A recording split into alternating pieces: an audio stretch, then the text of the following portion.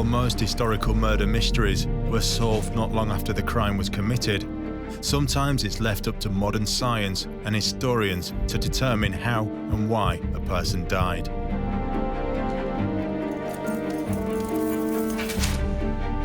In this series, we'll look at some of the great unsolved deaths of the past, bringing to life the many theories surrounding them and piecing together the evidence. Hundreds of years may have passed since these events took place, but with the help of forensics, criminologists, and specialist experts, we'll attempt to solve these medieval murder mysteries. According to the official line, he died in a drunken brawl. A perfectly acceptable story is that they were smothered. And so died King Edward II. Murder. And legend has it that Prince Arthur died of the shock of castration. It's a possibility, but on the other hand, it's a most unreliable way of killing somebody.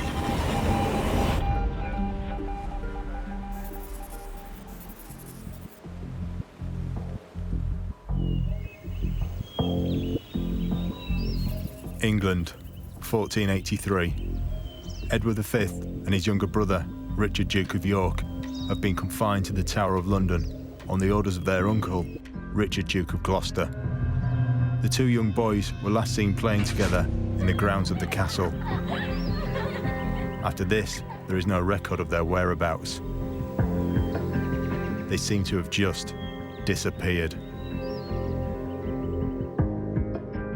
Over the centuries, historians have argued as to what really happened.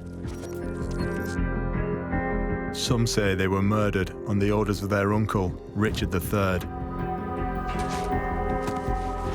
For me, Richard III was really the prime suspect. He had the most to gain from the deaths of his nephews. Only if they were out of the way would he be recognised as king. Others, that the brothers were killed by Henry VII. Henry VII certainly stood to benefit from the absence of other claimants to the throne, or people who were perhaps perceived to have a better claim to the throne than he had. And there are even those who believe that one of the princes may have escaped. Legend has it that one of the two princes, Richard, Duke of York, the younger, actually survived and was reputedly crowned king in Ireland.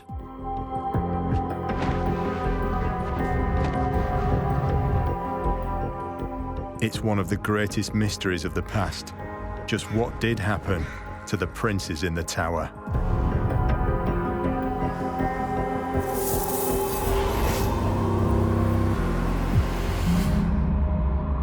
During the 15th century, England was in the midst of a conflict known as the War of the Roses. Two rival factions of the Plantagenet dynasty, the House of York and the House of Lancaster, were in a constant struggle for control of the English throne. By 1483, and after nearly 30 years of wars, the House of York had become the ruling party and was now under the reign of King Edward IV of England. The House of Lancaster had been virtually wiped out. The only rival Edward now had was Henry Tudor, but he was in exile in France and posed no threat to the king. But Edward was not to rule for much longer. He contracted a mystery illness, and his health soon began to fail. On his deathbed, he declared that he was to be succeeded by his eldest son, Prince Edward, making his youngest son, Prince Richard, second in line to the throne. But the princes were aged just 12 and 10 at the time. So King Edward declared his brother Richard, Duke of York, Lord Protector. After the king's death just days later, Richard had the princes moved to the Tower of London.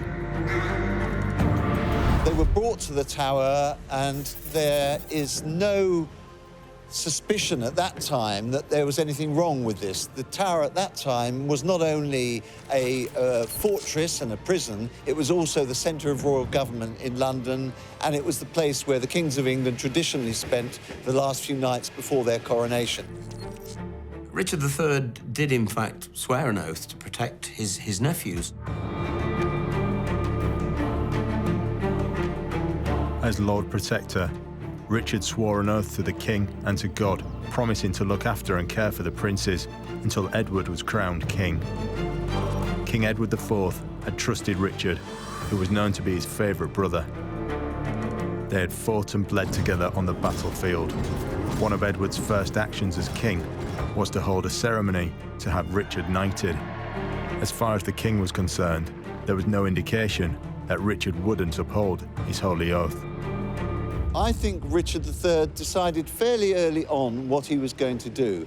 He intercepted the two princes at Stony Stratford when they were moving rather slowly towards London, towards the coronation, and he took physical charge of them, brought them at first to the Tower and said that they were going to be crowned, but later on, stage by stage, you could call it a slow-moving coup d'etat, he took over the functions of the king himself and then proclaimed that the two princes were bastard slips of his brother and that he was the true legitimate heir and that he was the one who was going to be crowned in their place.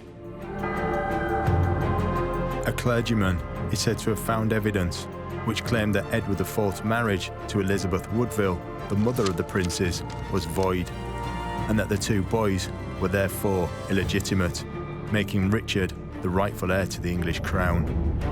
Less than 1 month later, Richard assumed the throne. The princes, now removed from the line of succession, had to await their fate at the Tower. They would have been honoured as royalty. They would have been treated with every mark of respect due to royalty. Later on, they became prisoners. It probably would have been lonely, and the longer they were there, the more it became obvious that the older boy was not going to be crowned king, that Richard was going to seize the throne, and that their fate would probably be a grim one. They had the knowledge of what had happened to kings in the previous 30 years of the Wars of the Roses. Kings and princes, dukes and earls had either been murdered or had died on the battlefields of the Wars of the Roses. They knew that to be a king of England, especially a child king, was not a recipe for a long and happy life. It was reported that Prince Edward found it increasingly difficult to cope during his time at the Tower. He was in a severe depression. He was no longer washing, he was dirty, and appeared to be completely indifferent to his fate, as though he knew what fate awaited him. Then there was a wall of silence over their fate. No one knows exactly what happened to them. As king, Richard's reign would only last for 2 years. In 1485, the Lancastrian Henry Tudor had returned to England, having raised an army to overthrow him. Richard's Yorkist army engaged Henry and his supporters at what was to become known as the Battle of Bosworth Field. The fighting lasted for little more than 3 hours, and there were heavy casualties on both sides.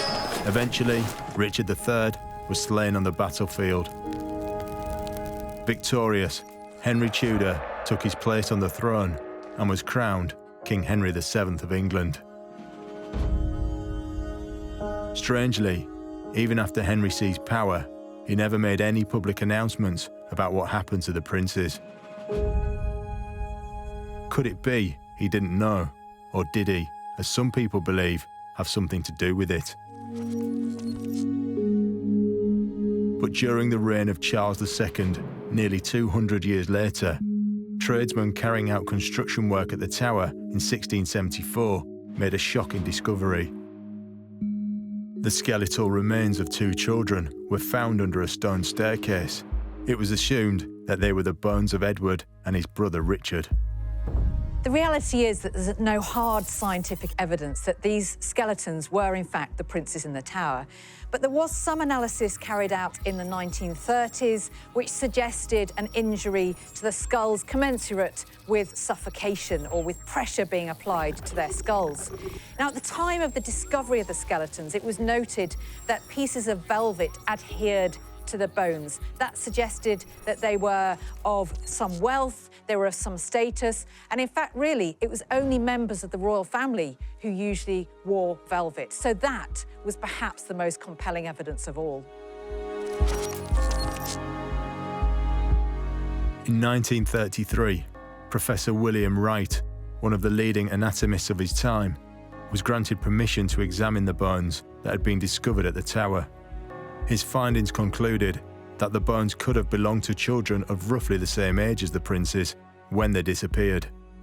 Dr. Wright also pointed out an area of discoloration on the skull of the older child, which he believed to be signs consistent with smothering.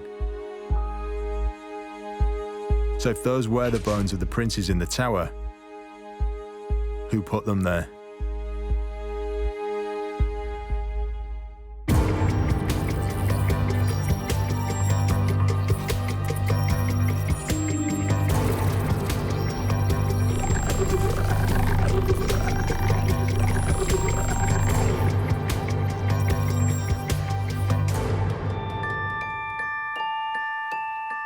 Author and historian Richard Felix recounts a theory that some people now believe to be true.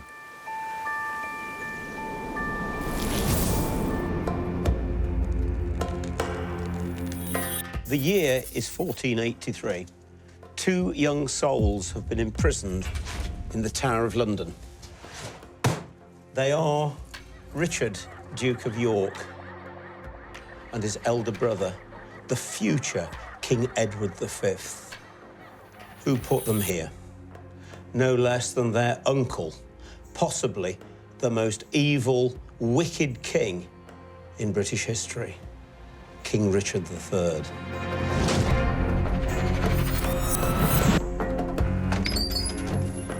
Both princes were heirs to the throne and posed a real threat not only to their uncle, King Richard III, but also to Henry Tudor, the future King Henry VII. And they had to be eliminated. Although the Tower of London was a royal palace, I'm afraid that their accommodation was rather scanty and nothing more than a large cell. And they were frequently seen by eyewitnesses playing behind bars.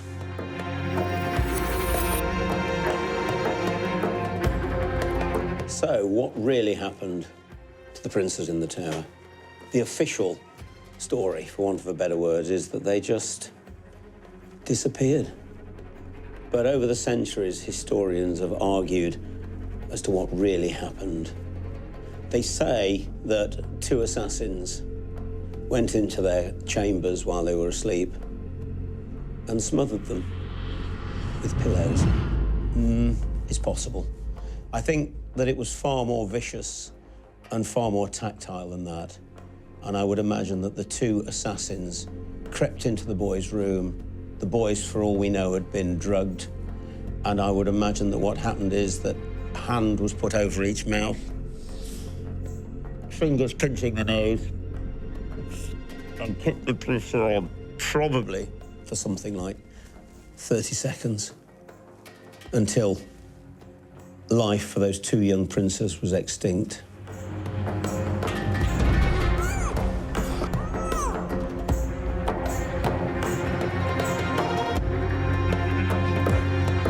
In 1933, the two skeletons that had been found under the staircase near the White Tower were examined.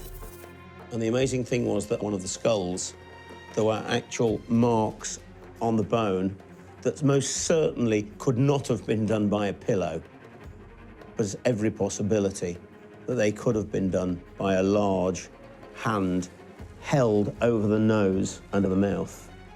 But of course, we'll never really know what happened because those two skeletons have been reinterred in Westminster Abbey and will stay there forever.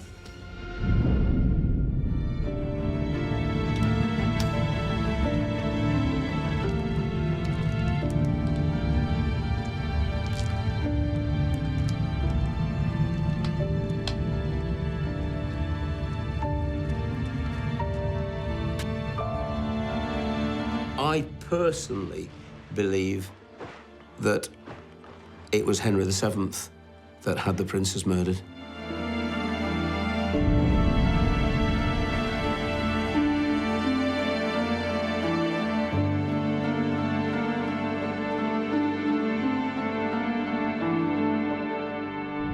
Henry Tudor had a very, very weak and illegitimate claim to the throne of England. He knew that the princes, of course, had a much stronger claim.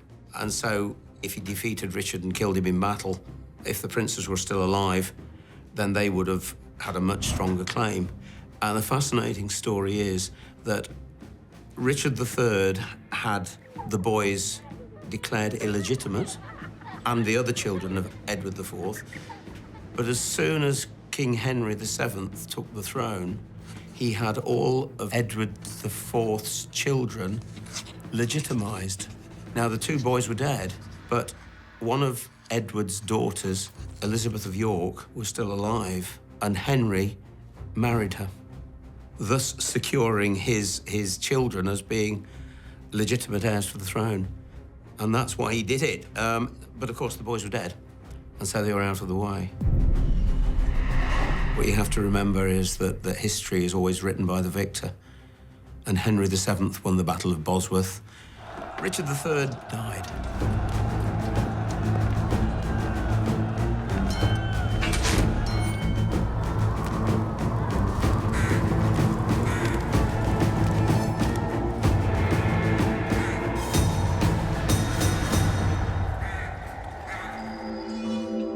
Could Henry VII have ordered the murder of the princes? With them out the way, it would certainly have strengthened his claim to the crown. But what would a modern-day pathologist, barrister, and forensic psychologist make of it? Dr. Kieran O'Keefe studies, assesses, and profiles criminals based on their actions and behaviour.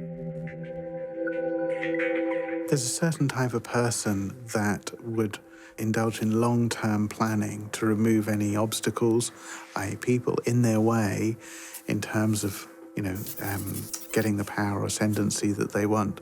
So in Henry's particular case, what we're dealing with is somebody who is a psychopath, who has indulged in long-term planning to ultimately get rid of people who are in his way. There's a lack of empathy or sympathy for those particular individuals. He's used lying and deceit to get what he wants.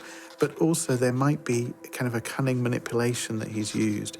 In getting rid of the princes, if that theory is right, what he might actually have been doing is getting rid of them first to lay suspicion on Richard, and therefore get rid of Richard in that way rather than having to commit 3 murders.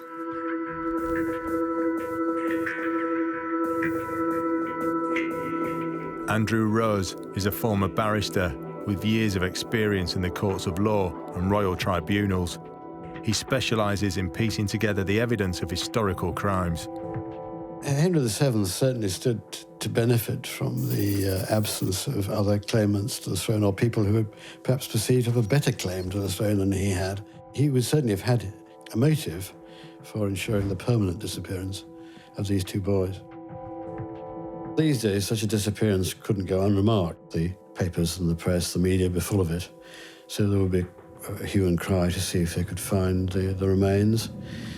Richard III's time, as I understand it, they simply disappeared, and wasn't a media to give the attention to the situation at that time. So, of course, it was a wholly different situation. Professor Michael Green is a former Home Office pathologist. Over his career, he has attended numerous crime scenes to determine the cause of death. Were these children smothered with a hand over the mouth and nose?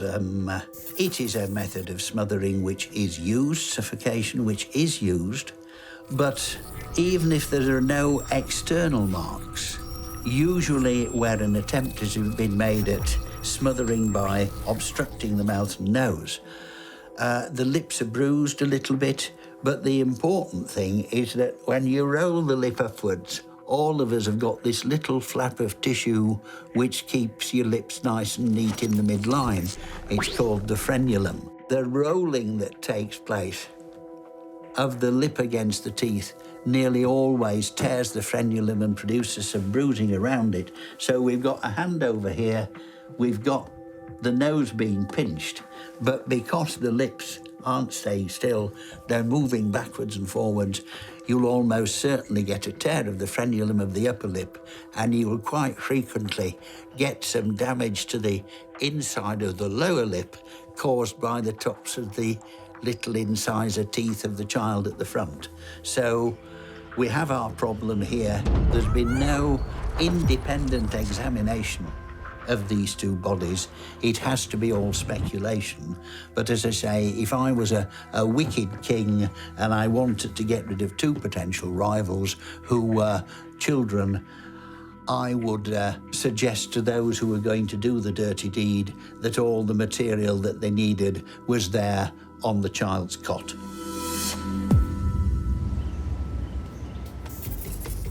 If Henry did have the two boys killed, he did so well in advance of his own attempt to seize the throne by force. Was this meticulous and calculated planning? Or were they murdered by someone much closer to them, such as their uncle, King Richard III?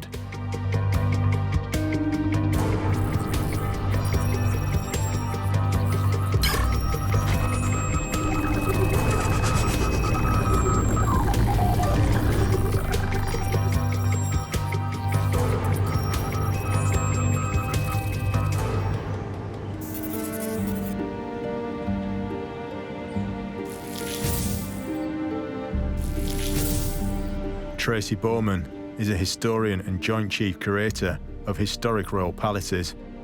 She believes that Richard III was behind the disappearance of the princes.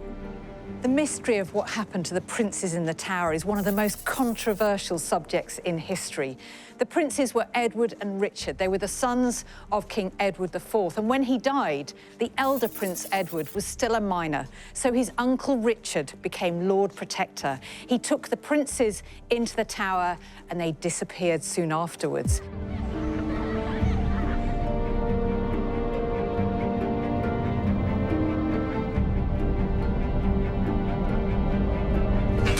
It was said they'd been murdered at Richard's orders. He became king shortly afterwards.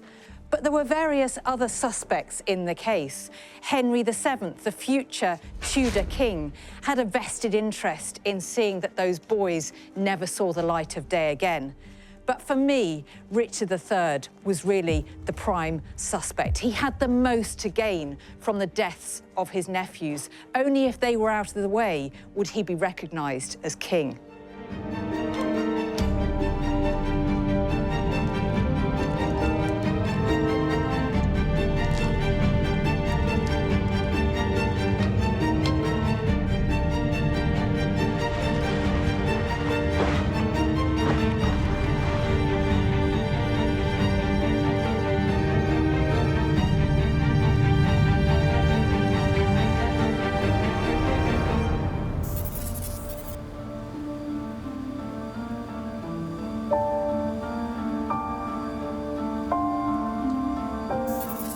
According to the most popular theory, the boys were murdered in their sleep. Sir James Tyrrell was dispatched by Richard to go and smother them with pillows as they slept. And that has gone down as the most popular theory. Sir James Tyrrell was an English knight and trusted servant of Richard III. While under interrogation for treason during the reign of Henry VII, he's reported to have confessed to the murder of the princes.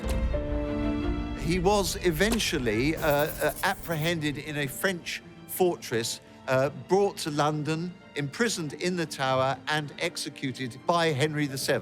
He was a master of Richard's horse, which was in itself quite a prestigious position in Richard's household.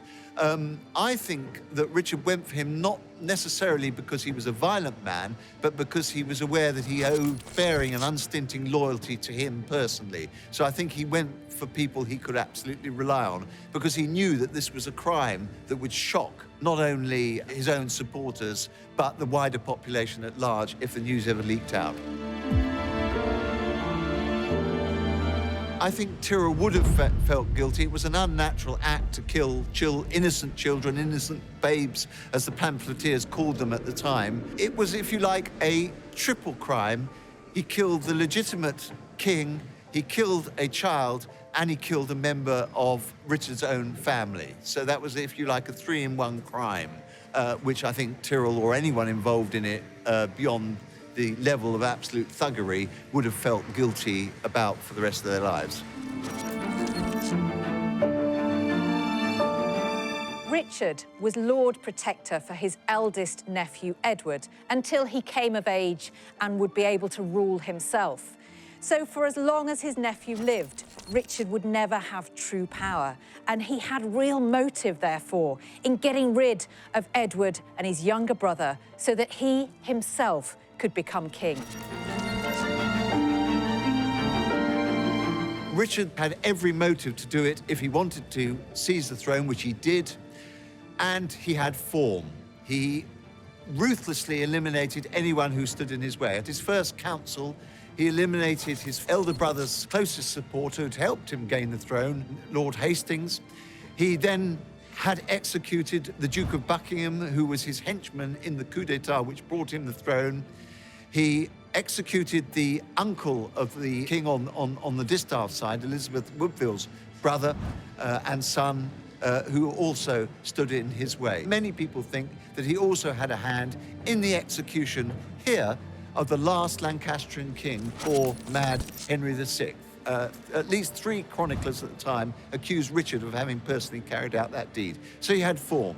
I mean, a modern psychiatrist would say he'd had a disturbed childhood. He'd seen his father, his 2 brothers, and his guardian all killed or executed in the Wars of the Roses. So he was certainly a very disturbed individual who had every reason for his own survival's sake to act ruthlessly.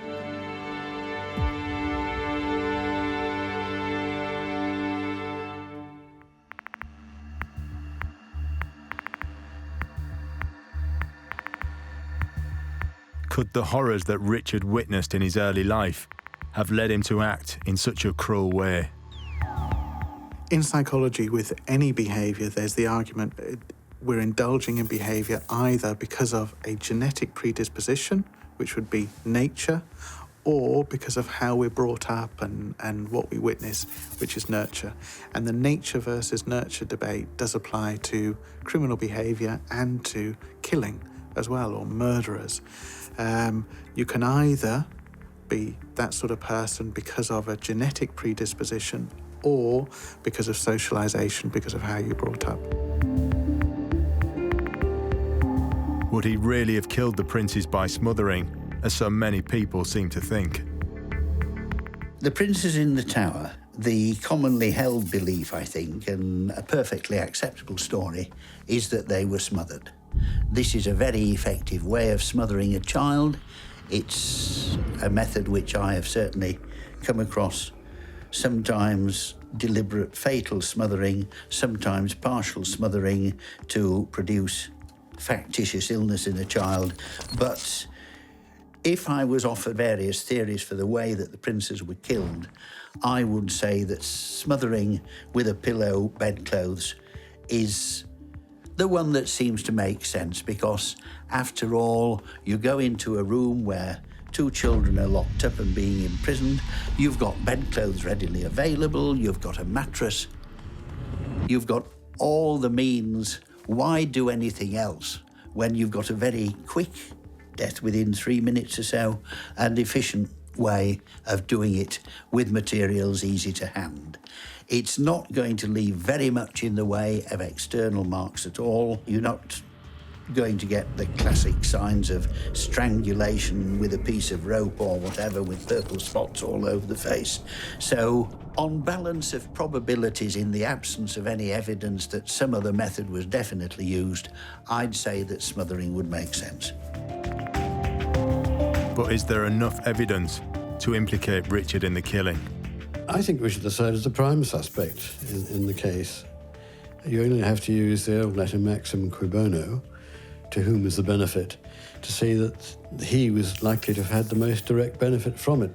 Henry VII, or the future Henry VII, of course, was out of the picture at the time, although he would himself have had a bit of an interest in seeing that these 2 possible heirs to the throne were not allowed to live their natural lives. But in terms of the chronology, it would look as if Richard is in the frame, although, of course, many people would argue that he was innocent of it. If his nephews were murdered, it seems plausible that as Lord Protector, Richard would have played a part in it. But what if they weren't murdered? What if one of them escaped?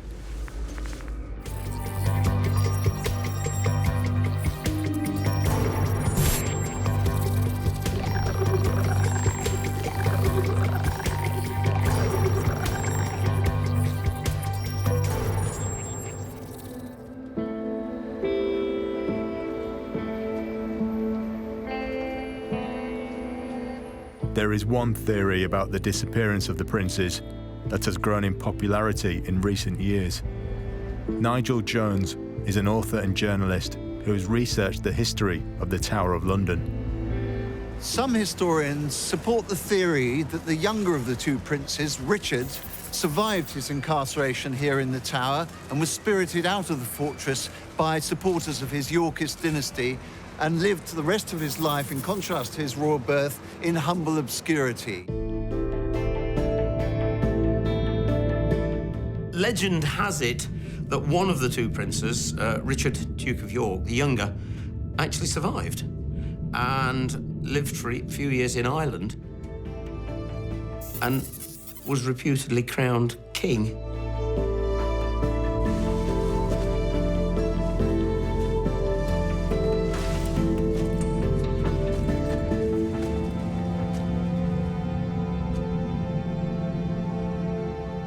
During the reign of Henry VII, Perkin Warbeck and Lambert Simnel were two young men who both claimed to be Prince Richard, the younger of the two princes. Lambert Simnel, who was in fact a young lad from Oxford who had been trained by a Yorkist supporter to appear to be a king and a prince, and he too achieved a lot of support, was crowned king in Ireland and brought a Yorkist army over in 1487 and raised a very serious rebellion which was defeated in a full-blown battle, the Battle of Stokefield, by Henry VII. It was actually the last battle of the Wars of the Roses. Henry VII was quite merciful to Lambert Simnel and gave him a job as a scullion in the royal kitchen, so we have no record of anything untoward happening to him after that. He realised, Henry did, that he'd been a puppet used by the Yorkists against him. It wasn't his fault that he'd been used in that capacity. Perkin Warbeck, no one knows for sure who he was, but he was probably of noble birth from the area of Hainault, which is now Belgium and northeast France. He was put forward and was accepted by the Yorkist court in exile as being a distant claimant of the throne, and he raised a very, very serious rebellion against Henry VII. Indeed, he was accepted by the King of Scotland, married a Scottish aristocrat, and at various times landed at various places in England to stake his claim. He was eventually captured, brought to the Tower, and after more rebellions in his name, Henry VII had him executed.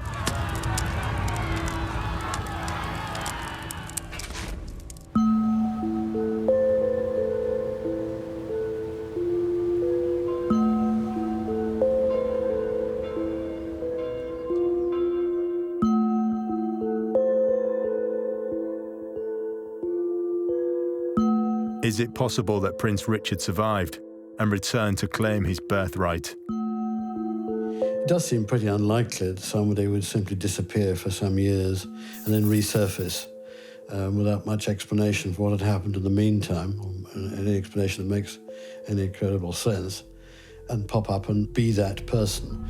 Of course, I think at the time of Richard III, we're talking medieval period, people jostling for power, people who might want to gain greater power might want to promote somebody who had some, or appeared to have some claim to the royal line. These days, of course, that could pretty simply be dealt with by DNA testing, because nothing of the kind existed in those days. So it might well be that certain people would promote somebody who seemed to have the necessary qualifications in terms of association with the royal family, or physical appearance, something of that sort, and say that this was one of the lost princes. it seems to be entirely plausible that this could have been done.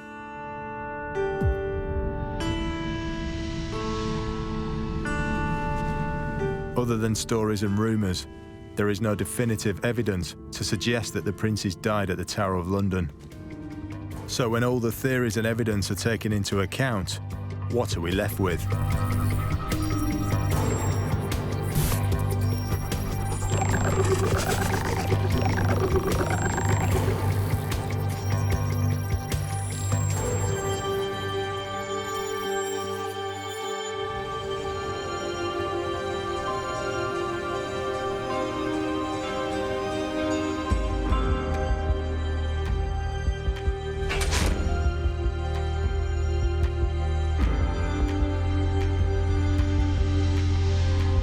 The princes, Edward and Richard, officially went missing without a trace.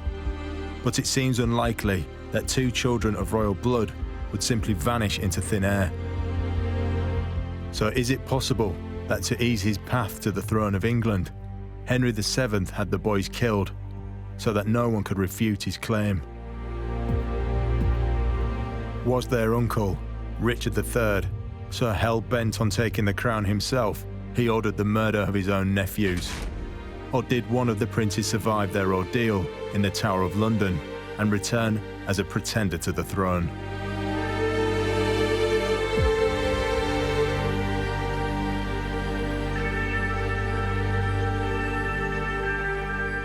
Does the discovery of the children's bones at the Tower prove that the princes were murdered there? If there was damage to the nasal bones of a skull which was alleged to belong of one of the princes in the Tower, I don't really think you can read much into it. If we look at this skull, you've got bone to about here, and then you've got a nice wobbly cartilage, the nasal septum. As you can see from this skull, this is very fragile bone. You can see that this has been broken post-mortem. And so just, digging these out of the ground or from behind the cavity wall or whatever could have done it. Again, if you're smothering a child, you're concentrating on putting your hand over the mouth and pinching the bottom of the nose. I suppose you could get a thumb up here. It's all that likely. It's a possibility, but I'd go no further than that. Why do some people refuse to believe that Richard III is guilty? He knew that they had a better claim to the throne than him. He was a scheming man, there's no doubt about it. He had all of Edward IV's children, and those two, of course, included, declared by Parliament as illegitimate. And so the next in line for the throne was himself. So, did he need to have them killed? If they'd been declared illegitimate, then it was game, set, and match. It was over. But of course, it was a different kettle of fish for Henry VII. Could there be a possibility that Prince Richard escaped? Although the Tower looks a very formidable fortress that's very difficult to get out of, over the course of its lifetime, many people have escaped from the Tower and got out by one means or another, often by bribing the ill-paid guards and warders in the Tower. So it would by no means have been impossible for sympathisers of the Yorkist dynasty to spirit one of the princes out. Unfortunately, there is no solid or persuadable evidence that this happened at all. The best account that we have, which is dismissed by Richard's supporters as Tudor propaganda, is the biography of Richard III written by St Thomas More, who, ironically, of course, also ended up in the Tower of London. That gives a pretty accurate account of their fate, that they were smothered there and that their bodies were buried under a heap of stones. And indeed, their two skeletons were discovered more than 100 years later in the reign of Charles II, exactly as Thomas More in his book had predicted that they would be found. Over 500 years have passed since the last known sighting of the princes. They went missing during a time of great upheaval and brutal wars where anyone in line to the throne was under immediate threat. And it seems that both Henry VII and Richard III had something to gain from the disappearance of the two princes. But with most evidence seemingly lost or destroyed, and with history always being written by the victor, where does the blame really lie? It's a fascinating story, but most experts seem to agree that there is virtually no physical evidence that one of the princes did escape from the tower. Although there were people who came forward in later years claiming to be Prince Richard, it seems that this was most probably a scheme by the Yorkists to overthrow King Henry VII. I think it's much more likely that Richard III did have an illegitimate child who called himself Richard Plantagenet. This was by no means unusual. Medieval monarchs very often had illegitimate children. They were sometimes given earldoms, dukedoms, and given honours, or because of the troubled times of the Wars of the Roses, this boy would have led a life in obscurity. And I think that's much more likely that an illegitimate son of Richard III grew up and lived, and that this might have been confused with the younger of the two princes in the Tower. The suspicion that's been put on Henry is not unfounded. But while he undoubtedly gained from the disappearance of the princes, it seems as though we would have had some account of their whereabouts in the 2 years before his ascent to the throne. Which leaves us with one last theory. So for as long as his nephew lived, Richard would never have true power, and he had real motive, therefore, in getting rid of Edward and his younger brother so that he himself could become king. There does seem to be an overwhelming amount of circumstantial evidence that Richard may have been behind his nephew's disappearance. It was under his guardianship that they were confined to the Tower of London, while he declared them illegitimate and took the crown for himself. There's no concrete proof that Richard III was guilty of harming the princes, but it seems fair to say that he didn't act in their best interests, and despite taking a solemn oath, failed to fulfill his role as Lord Protector. But what became of the people accused of murdering the princes? Henry VII reigned successfully for 24 years until his death in 1509. He ended the War of the Roses, maintained peace across the country, and founded the Tudor dynasty. As for Richard, during his time as king, he tried to stabilise the country by attempting to make peace with the Lancastrians. He oversaw the passing of the first laws to be written fully in English and made major reforms to the law. But he's still seen by many as a cruel and wicked man. It seems that his alleged involvement in the disappearance of his nephews will forever follow his name. Is it unfair? Or is Richard III, as many people think, responsible for the murder of the princes in the Tower?